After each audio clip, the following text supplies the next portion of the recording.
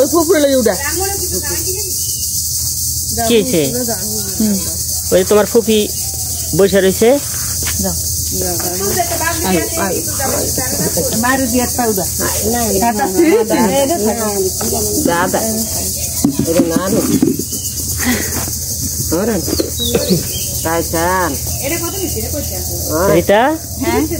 রাইসান কার কোলে? ফুপির কোলে। তাই? রাইসানকে তো আজকে নতুন পোশাকে ভালোই লাগতেছে। ঘটনাটা কি বলতো?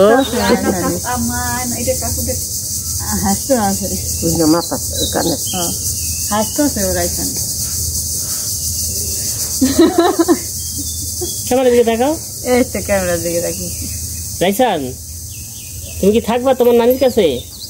ফুপির কাছে, নানির কাছে, সবার কাছে থাকবো। বড় মার কাছে, আবার একটা খালামুনি আছে, সবাই পাল্টাবে, সবাই থাকবে।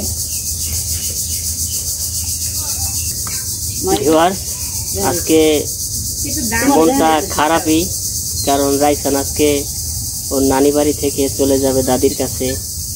রাইসান খুশি, কিন্তু রিতা তেমন খুশি না। রিতা আমাকে বলছে আরো কয়েকদিন থাকতে পারলে ভালো হইতো। তখন আমি বললাম রাইসানকে তো ভ্যাকসিন দিতে হইব, তাই না? আমাদের তো যেতে হবে। ও কিছুতেই মানতে চায় না।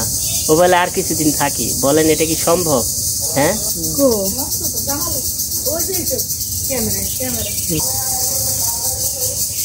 সামনে যাইতে একটু দেখবো। ফোন দিচ্ছে কে? রিফাতে ফোন দিচ্ছে? তাহলে আমি আগেতে থাকি নাকি? আগে থাকুম।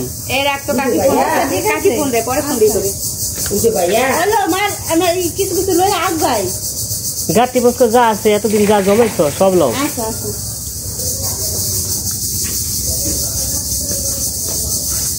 দাদি জায়গা ভালো থাকেন, দোয়া করি।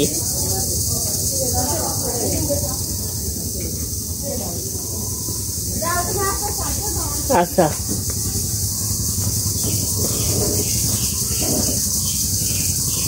বন্ধুরা চলে যাচ্ছি আমি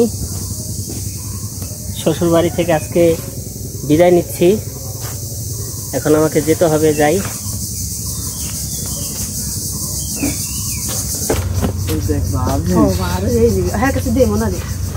না আমি কি কোলে তুলে দেবো তো? এই জায়গায় দাও। উড়ে মায় পারবো না।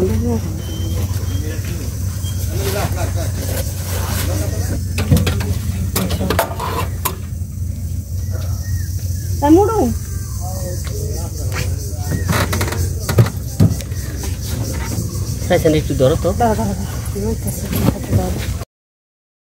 আপনি চিন্তা করবেন না কিন্তু। আপনি এই কদিন পরে যাবেন কিন্তু।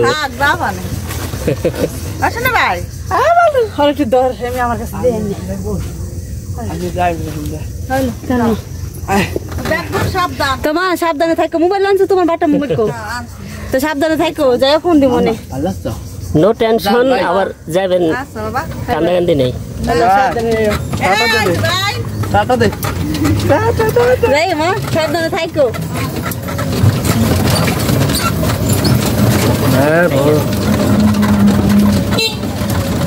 যাও গা বাইতে।